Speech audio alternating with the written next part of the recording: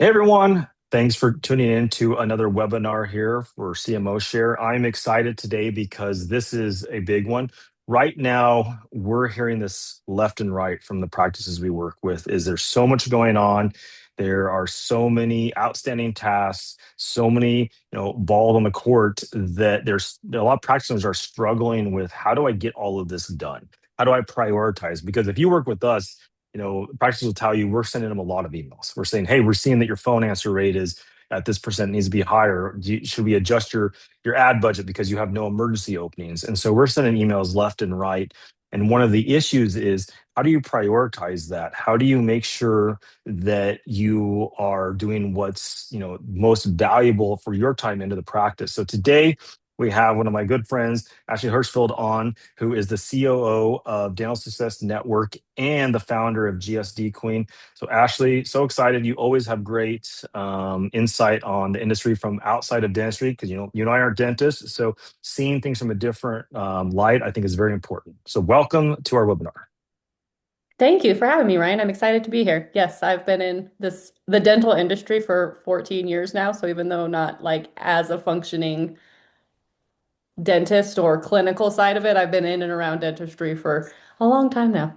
Yeah, tell us a little bit. So, for people who may not know a little bit of your story, tell us kind of your journey into the dental space because both you and I have a little bit of a, I guess, similar journey through the fact that we're friends and colleagues with Mark Costas, Aston Clean, and so a lot of people ask me like, how do you know so much about dental operations? I'm like, because I started with the guys who are the best at it. So it's pretty Yeah. easy when you do that, you learn. So tell a little bit your backstory and how you've got to where you are today.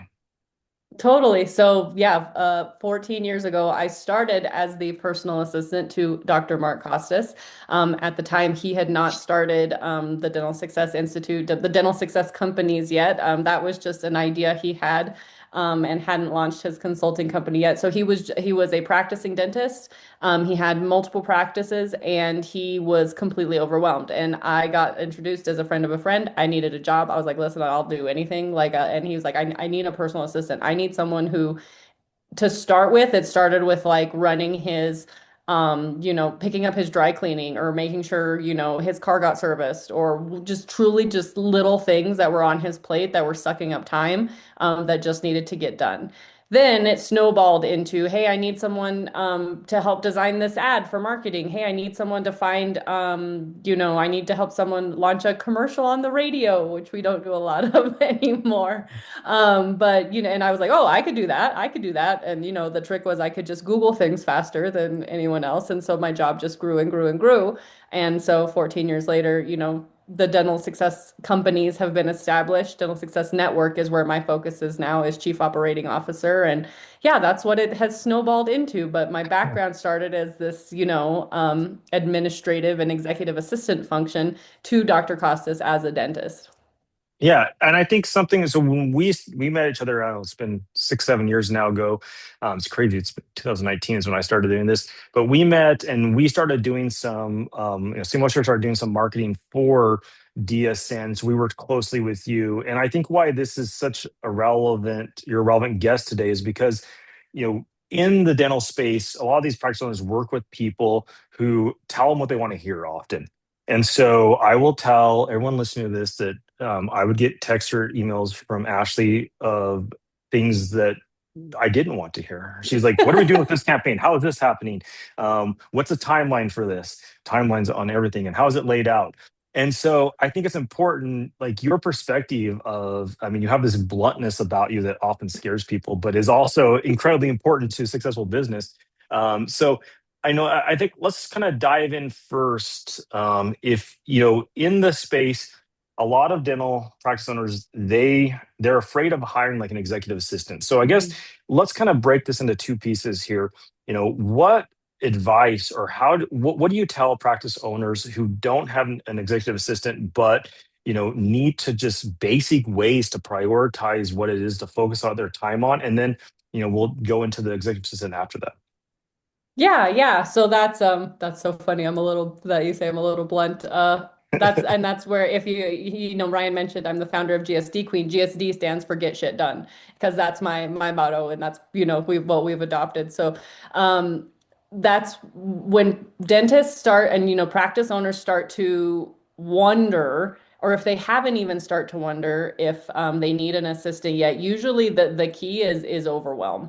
When they're just completely overwhelmed, when they know that they're the bottleneck, when there's too many things to get done and they're just wishing they had more hours in the day, like that's kind of like the first red flag when you're just starting to get that really uncomfortable feeling and you're sick of being the bottleneck. So something I tell clients, and that's what Queen does, is we help find people personal, administrative, and executive assistants. So when you're just getting started, something to do is when you're noticing that overwhelm, when you're noticing another task that doesn't require your dental degree, you paid so much for that dental degree, but start keeping track of all of those tasks that are sucking your time that do not require that very specialized dental degree. If it's approving payroll, if it's signing checks, if it's running errands, if it's, making sure the team retreat gets organized. These types of things that are sucking your time and absolutely need to get done, but they do not require a dental specific degree. Just start making a list, put it on your phone, keep a voice memo, just start jotting it down wherever you can so that you can take a look at it and start to see the things that are really taking up your time that you can then start to play around with what it would look like if you were to delegate those to someone else. Yeah, so I'm not gonna put you on a spot, but I'm gonna give an example of what we hear often with the practices we work with. So, we'll typically staffing is one of the biggest issues in dental that we see Mm. of getting things done because if we come in and tell someone, hey, your schedule needs optimized. Your online schedule is messed up. You're not answering the phones. And then once we get these things done, because they're like, let's just put more money into the ads. I'm like, well, that's not always the answer. In fact, that's usually only 20% time the answer is to spend more instead of fixing an issue. And so, if you see a practice owner presented with issues like that, it can be overwhelming. So from like an executive, let's move to the executive assistant. How would you, if I had a call with a practice owner, how would you tell that practice owner to kind of break down the problems and what to work on themselves or to pass on to an executive assistant? That's a good question. So, I have a couple of resources too. So I have a whole list of like what can I delegate type things because I think that sometimes, and if you reach out to me after this webinar, and I can share this with Ryan too, people don't necessarily even know what they can use it for, but truly the types of things that they're, starting to delegate are I break them down into personal tasks and then the administrative tasks. And a lot of time, those administrative tasks are the things that are the bottleneck for you and your team, right? Like you're needing them, like you said, to go in and make sure the schedule's open enough, or like, or maybe it's hiring too. You mentioned hiring, and the idea of hiring another person can seem super overwhelming in itself, but the right executive assistant can start to take even on your hiring.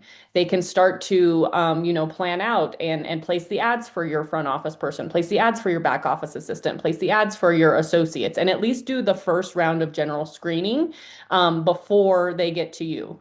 So it's truly those types of things that are just sucking up your time, and that people that are they tend to ask you for repetitively as well, and the things that you start to dread. I tell people the big three things that you want to delegate are things that you hate doing, things that you're not good at, and things that you hate doing, things that suck up your time, and things that you're not good at. Because sometimes people are doing things that they're just not good at, but they don't want to, they haven't even considered that they can delegate that to someone else. Marketing is one of those. I've seen docs who are like designing their own ads for things, and I'm like, why Yeah. are you doing that? Like graphic design isn't Yeah. where your focus is. So, yeah, did that answer your question? Oh, yeah, 100%. So we worked with you to hire an executive assistant for us here at the company, and I want to kind of break down how it freed up my time to be able to do more valuable tasks because I think it kind of falls on what you just said.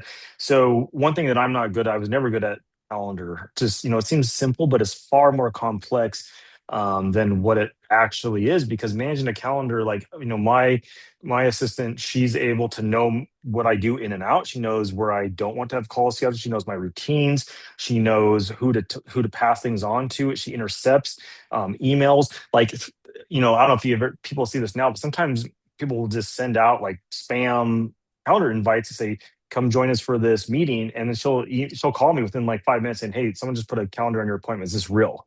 And I'm like, no. And she's like, okay, I'll take care of it.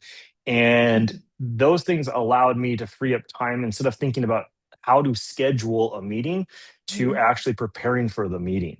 And so the practice we work with that have executive assistants, or are at least following the principles that you do in an organization, I think focus their energy on what's the most important. It's kind of like putting out fires. Some, Mhm. instead of looking too far down the road, sometimes practice owners will skip over what needs to be done today or tomorrow, rather than what should and they're looking at 3 months down the road. So, like, I think a practical, just for myself, has been very transformational for us as a company. But you talk about let's talk about how, if you organize properly or you have an executive assistant, how that can actually increase your Yeah. ROI of anything you're doing. Because that there's a hidden cost to being not organized or trying to do too much on yourself. Totally. I love that you touched on that actually, because something a really good executive assistant can do is really to help you prioritize based on your goals. So when Mhm. someone is hiring an assistant, something I tell them to do, especially when they hire them, but then at least quarterly, is to sit down and visit goals. Like, hey, I have personal goals, I have professional goals. I want to get the practice here. I want to, I'm also training for a marathon. I've had, docs who need their assistant to manage their calendar to make sure like nothing gets scheduled over training time, and if you share your goals with an assistant, then they're able to take everything that's incoming, those emails, those calls, those requests for your time, those calendar invites, and take a look at it as a big picture and be like, hey, I know this doesn't align with, with the daily, weekly, monthly goals that we're trying to get to here. And the other thing too, and I love all of my docs so much that I work with, but also if you're a business owner, you're typically like a visionary, right? And you have so many ideas that you want to execute. But just because you have an idea doesn't necessarily mean it's in line with that big goal that you're trying to work on. And a good executive assistant is always, this is where my bluntness comes in, right? Is going to bring you back down to earth and be like, hey, so I know you said you really want to try this thing, but you also said that we're trying to get to this goal. And that has nothing to do, like now you want to, be you're writing a book, which is great if we're changing the goal, but you told me that you wanted to get to this goal and now you're trying to do this thing. Is that still what you want to do? And then they're like, okay, hang on, let's revisit that in Q2, So it's like a check-in of like, okay, here's the things that we're working on. You said you wanted to, make sure that all your marketing campaigns are done. You want to make sure that you're looking into an expansion. Are you looking at new pieces of property? Have you gotten the information that we need, whatever, for licenses, whatever it might be? A good executive assistant can really help you stay on track to goals because they're constantly reminding you of your priorities. Yeah, and I was, well, you were explaining that, I was like, I have some examples of, let's actually put a dollar amount to some of these tasks. And you think, well, how is that even possible? So, for example, I went through and I pulled up a practice that we're working with, and their priorities were to, number one, get a higher phone answer rate. Number two was to convert more patients that do call in. And number three was to ensure that their online scheduling was optimized every single day, because they keep on making changes to their online scheduling. So then it shows the block's not open, so they don't have immediate openings. So this is pretty simple here. An executive assistant could, in this case, actually take those tasks, monitor them, and then give feedback. So, okay, here's the issue at the front desk. But let's just say they fix these. So this practice was averaging 62% call answer rate, which was leaving them about 200 and, let's round it, 250 calls that they weren't answering a month. And so we know, based on this practice, that about 10% of their calls are new patients. That's 25 new patient calls that they just weren't even answering. So if you take that 25, let's just say they convert even half of those at 12 right there, which they should have a higher conversion rate than that, but at 12, Now you're sitting at $9,600 a month on an average of $800 per new patient coming through hygiene, $9,600 a month for just increasing the phone answer rate. And so if you look at, we can't solve how they would actually do that, but a little bit, the executive assistant could even jump in for a month and answer calls if they had to as it overflow. They could figure out if they need to hire someone. They could monitor and say what's going on at the front desk. So we're talking a $9,600 um, uh, shift just by answering up to 85% of your calls at 250. That's a lot of money. That executive assistant is not costing you $9,600 a month. Totally. And I think if you're going to break it down too, I think another way to look at it is the value of your time, as docs, production value. What on average would you say is production value for a dentist? Do you know that number, Ryan? I think I we're mean, at like, it. I mean, we could be round, even if you're like minimum like oh, 100. $500. Go ahead. Oh, yeah, yeah. Well, like a year, I want to see a doctor owner produce 125,000 or more a year. Right. I guess what I was getting at was Oh, like hourly if oh, like yes. yeah. Yeah, $500 is so what we usually put 500, that's as, what I yeah. was yeah, Yeah. that's what I was going to say. So like hmm $500 an hour is what your time is worth. hmm And if you are spending that time having to be sucked into, not being able to maybe accept emergency patients because your time is sucked into something else, or the absolute value of dedicating like some type of CEO or ownership day. Dr. Summer Castmell and I have done a ton of webinars on this and the importance of setting aside admin time specifically for you to focus on big picture things for the practice, to focus on goals for the practice and the importance of that.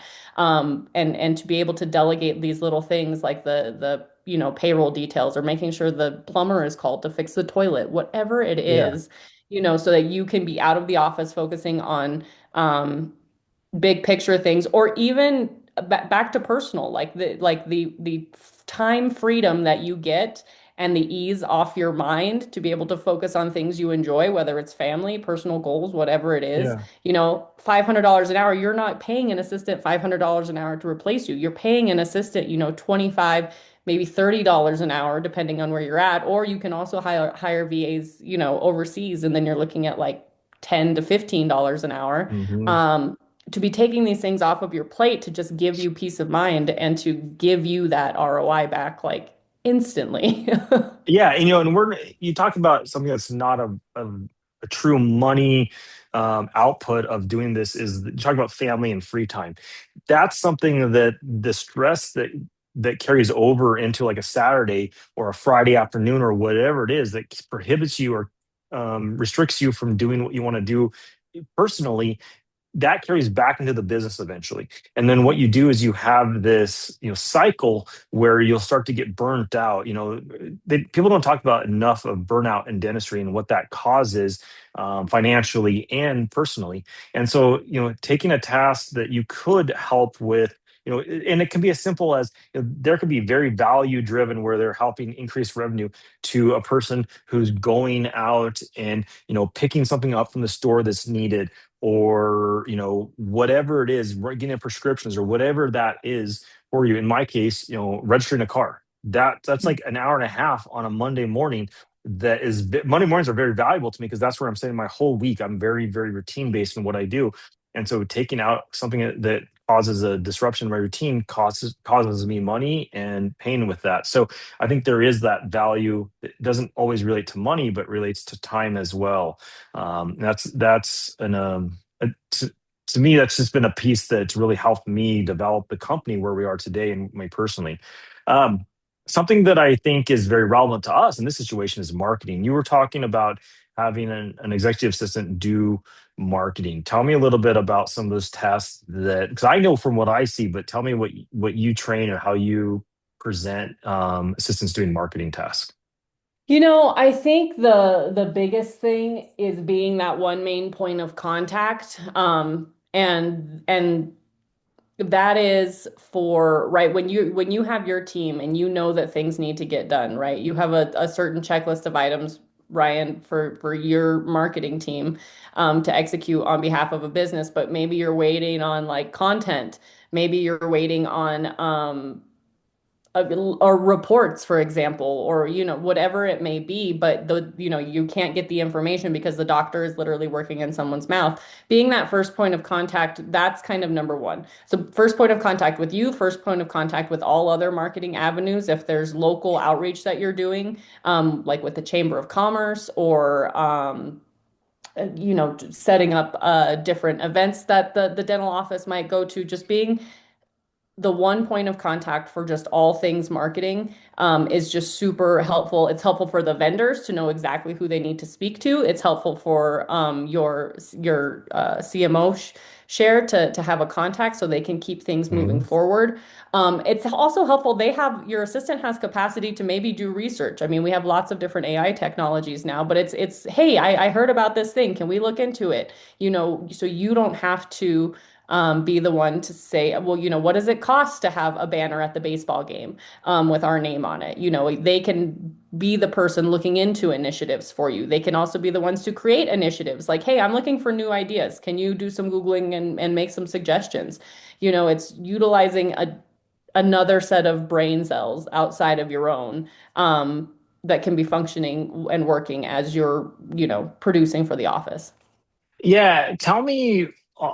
So the executive assistant we hired has moved into a much more important roles within the company, but still is maintaining a lot of what we're doing with the like executive assistant side of it. But like in our case, she's doing some social media for us. She's assisting with Oh yeah, social strategy. media. Yes. Yeah, she's assisting with all these pieces of it that were far beyond what I expected to see from an executive assistant. Can you? Because this is a question that I get when people say, "Ryan, should I hire one? Should I look into one?" Is do I have enough for them to do? And I said, you have Ooh. more than enough for them to do because there's so many other things that you're probably not thinking of. So I guess give maybe some examples of not just what they do from like an executive assistant, but how they can do other piece roles within the practice to benefit them or benefit the business. Well, it's hard to be specific because I think you kind of hit it on the head. And a good EA is going to, when I interview for the EA positions, what I'm looking for, the book that we use in all of our teams is the Ideal Team Player by Patrick Lencioni. And so they always say that we want them to be hungry, humble, and smart.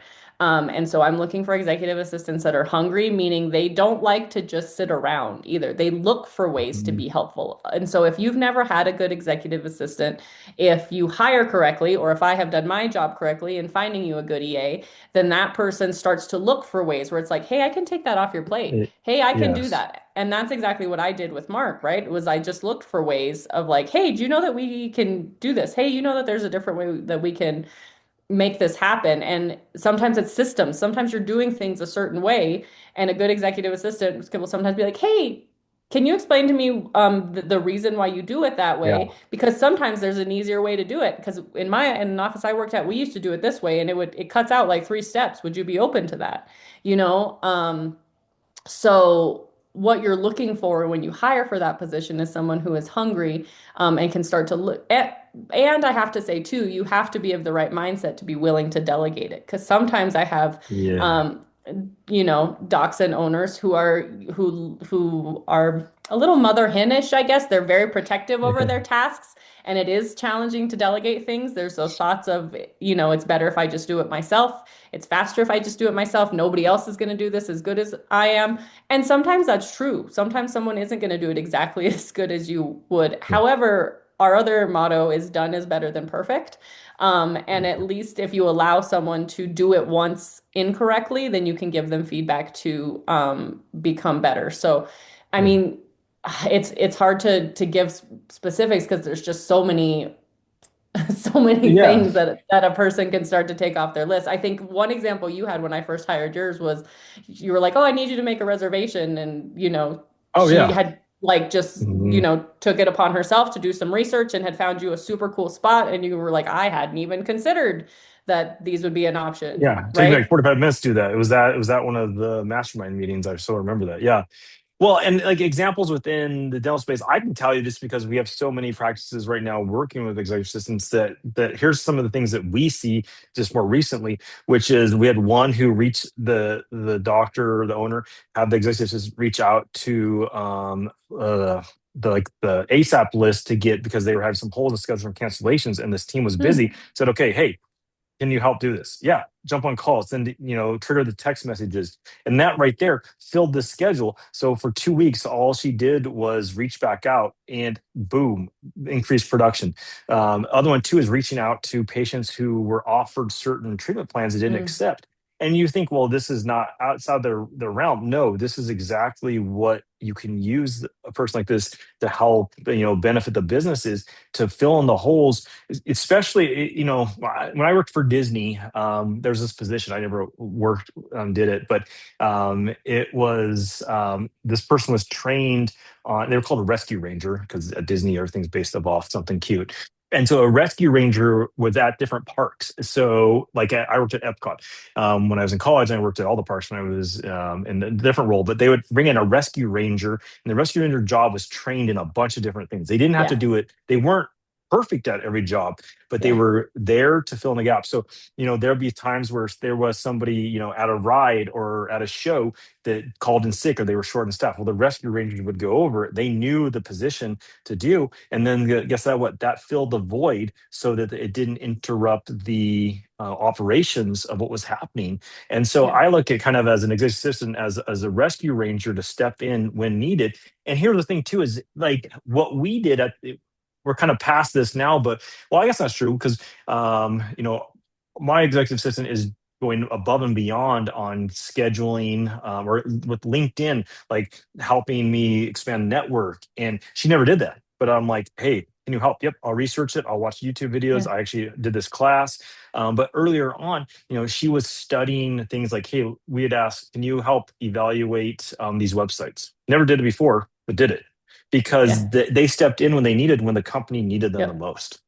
Yep, yep. I started planning events and had zero event planning experience when I started working for Mark. And he's like, "Hey, I want to do this thing called the Dental Success Summit, which happened in 2012." And I was like, "Oh, I guess I need to learn how to plan events." So I totally agree. I will put a little caveat in that I caution against, full cross training and getting them too much into your office because before you know it, you will lose people to front office faster than anything. So Yes. there's a fine line, but yeah, another way to look at it too, though, is like, what are the things that my office manager is hung up on, that we can delegate to that person, and then the OM is helping Correct. with, more dental. Maybe they need to be following up with a refund, following up with an insurance, or making sure new chairs get ordered, making sure the new patient gift bags get ordered and put Yeah. together, kind of the behind the scenes things that free up your actual dental team to focus on dentistry. I agree too. It's our DSN team too is especially super cross trained because we love when you can jump in. But just a tiny asterisk is just be careful because you can lose a good EA to your front office real quick if you're not That is a careful. very good point. I've seen that happen. And so, yeah. So when you go through, I guess explain the process for anyone who's interested in this, or, if they're like, hey, Ashley, can you help me with this? What's the process? Because I know when we did it, it was pretty seamless, and actually phenomenally seamless. And we were just presented with candidates and then the follow up that you do after someone's hired, kind of go through that whole process. Yeah, so what I'm gonna say is back when we started with, if you're feeling super overwhelmed, if you're like, God, I just have too much on my plate and I kind of don't even know where to begin, is just start by making a list. Just keep a gentle list of those things that are sucking up your time, things that you hate doing, and things that you're not good at. And start there. Then from there, you have two options. You can take that information and start to determine what type of assistant you need. I break them down into three categories: a personal assistant, an admin assistant, or an executive assistant. Personal assistant is really entry level. They're helping with very basic things, making sure you have lunch, making sure groceries got ordered, super individualized things, really not relating to the business very much.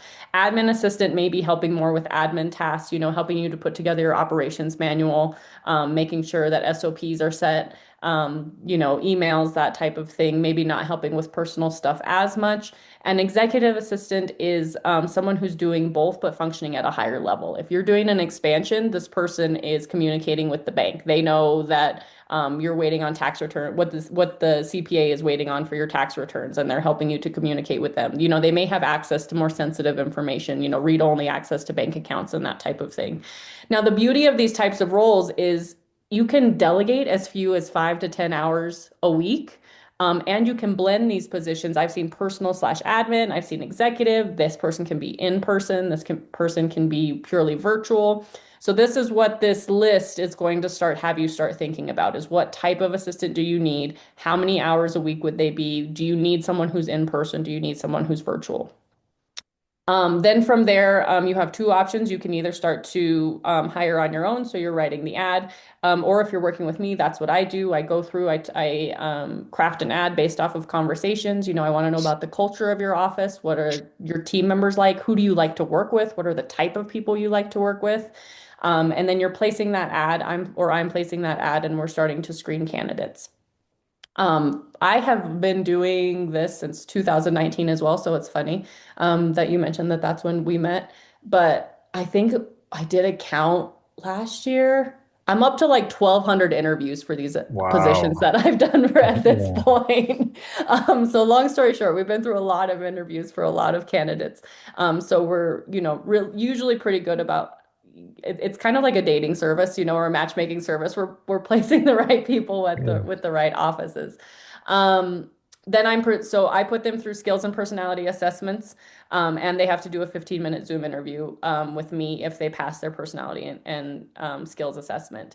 And then I'm presenting a client with 4 to 6 options for you to make a choice from of who you want to meet with face to face. Then, once you make a selection of who you want to meet with face to face, then you hire the person. You're like, okay, let's go for the next 30 days. Then I'm meeting with that person about once a week and also checking in with you to see how things are going and providing resources. We're providing, it's a little bit like a little mini assistant mastermind. We meet up and with all the assistants that are getting hired kind of at that time, it's always rolling and sharing different resources. We're always like, hey, did you try this new prompt? Hey, did you, when Claude became the big thing, it's like, are you guys using Claude versus using ChatGPT? Yeah. It's sharing resources, sharing different ideas, it's sharing where we're, buying swag from for a dental office and being there as a resource to the assistant as they're onboarded and then also to the client. So it's like, hey, how are things going? How do you feel like communication's going? How can I help? Can I talk to the assistant in any way? Can I offer you any suggestions? I have been through, Mark has been my main boss for the last 14 years, but I have worked with all different type, flavor, style of dental practice owner and working on communication has been a really big theme in all of those years. So we try and offer resources to really improve the onboarding and communication of that assistant so that they're successful in that role and that there's, you're happy with them as well. Yeah, I think one thing you touched on was the interview. So if you like, in a dental space, dental practice owners are typically they're hiring assistants, hygienists, front desk, and that's if you do it enough, you start to understand that this is a completely different like qualifications and setup to hire. And so, I mean, I'll just plug the fact that the costs. I don't remember what it was, but it doesn't matter. The cost for you to help us with this was so worth it because it would have taken so much time for us to go through and do the research to be able to understand what to ask and what to look for. And then the follow up training on it is crazy because it's not something we do. We're hiring people for ads or for content writing or AI and things like that. And this is so outside of that that just the learning cost on our end is more. And then what happens too, I mean, we got and I don't know what success rate is, but I mean, the person that we hired with you helping is still here today after this many years. We never had any change. It was the very first person. And so I know that's not always typical, but what's important is that if we would have done this on our own, I think we would have probably, gone through a different path more than likely of having to experiment and learn Yeah. from a mistake. And you can learn, I think you learn from mistakes is a big deal. But I think in this case, you're hiring someone to try to eliminate those issues and frustrations. So you don't want to have as many mistakes from the very beginning. Yes, exactly. That's what I try and help minimize, I will Mhm. say. Like you said, that you are not that you're like the only unicorn case that that's ever happened to, but it was a perfect example, and I'm very Yeah. glad that you still have the assistant that's working for you. But yeah, Yeah. I'm trying to minimize that learning curve. I'm trying to be here as a resource. I just truly believe that every practice owner needs and also deserves. There's a lot of people who think they don't deserve this type of help, which is like a whole other, separate mentality. But Yeah. you really deserve to have someone who's there to help you. You don't have to do everything on your own. It doesn't have to be such a burden, this giant task list to be a functional and successful practice owner. You don't have to do it alone, and it's okay to ask for help, and it's also okay to utilize, an assistant just like any other position in your office. You're not answering phone Yeah. calls from patients. You're not most of the time, well, sometimes doing hygiene, but if you're doing Yeah. your own hygiene, then you need to call Dental Success Institute and maybe get some consulting. But Yeah. it's just become kind of a passion of mine. It's like I love when I can place the right help with the right people, and I see the ease that it gives, and it's fun. Yeah. And I think kind of to wrap it up too, one thing is, I heard someone say this once. They're like, well, it's just an executive assistant. And I was like, wait, stop there, pause. And I'm like, that is so, I think, just it's not even fair to the value. The funny thing is, the executive that you helped me hire, she set up the call. She all of this right now that we're doing today is through her. And then she's Yes. going to take this and she's going to figure out where to place it, how to get on the right channels onto YouTube, how to put it out, and how to piece up the video so we can make sure we're utilizing this content as effective as possible. And so I think that's a mentality to get over the fact that this is not just an executive assistant. This is one of the most critical people in at least my organization to ensure that I'm doing what I need to do. I have a whole team, that we have here, but in this position, it's so much more important and such a high value job that again, I'm not in dental space, but knowing the practices that we work with that have them successful, I mean, their executive assistant is up there as one of the most important employees of the company. And then the ones who want to have one, and I tell them, I'm like, hey, you know this person is going to, people always like, well, hygienists and associates, they make the most amount of money. I'm like, yes, they produce the most amount of money, but if you get the right person, forget a hygienist salary. This person can help you produce far more than anything that's going to cost for a hygienist and what their production is. So you know never say just an executive assistant to me, because I will probably get a little offensed or You're offensive to that. you're just melting my heart. I had an ex-boyfriend tell me one time I was just an assistant when I was starting in my career, and I was like, I'll Oh show man. you. Anyway, so totally, Mhm. totally on the same page. And the other way I look at it too is in the first Iron Man movie before they get together. So we're going to ignore the fact that they get together. But Iron Man has Pepper Potts, and Pepper Potts makes sure that just everything is taken care of. She's like the behind the Yeah. scenes hero, and every Iron Man needs or Iron Woman needs their Pepper Potts. Oh, that's a very good. I mean, if you didn't have Pepper, that would be Iron Man. Well, probably would have died within the first, Yeah. first movie. Exactly. It wouldn't have become, the Yeah. Stark Industries that it was. Yes. Uh-huh. So tell us, I guess, if people want to connect with you, we'll give all of your information as well out with this, but what's the best way to connect with you to examine, if they need an executive assistant, Yeah. how to help them with that? Give us that contact information. Yeah, so just reach out to me, Ashley. It's ASHLEE at gsdqueen.com. Or if you are a Dental Success member of any kind, I'm obviously floating around inside the network. You can reach out to me inside of WorkVivo. But yeah, just reach out to me at Ashley at gsdqueen.com. And happy to connect with you and help you determine if you need one too. I do those calls all the time. Like, let's determine what you need. Like, walk me through a day in your life. I'm also working on a lovely little workbook for you as well for my dentist. I'll probably have that done in the next week or two, to help work you through these exercises, and hopefully it's just not as intimidating as it sometimes can be. Like I said, some people don't think that they deserve an assistant, or just think that it's who am I to have an assistant? I've had docs say that, and I'm like, are you kidding me? You like, I've seen what you're Yeah. doing. Like, you Yeah. absolutely could use an assistant. So yeah, that's how you Yeah. can reach me. Perfect. Well, thanks, and I look forward to other content I know you'll be sharing with us and Yeah. our clients and people that is on our list. So we're excited to have more content from you in the future. Thanks, Ashley. Awesome. Thank you, Ryan. I appreciate your time.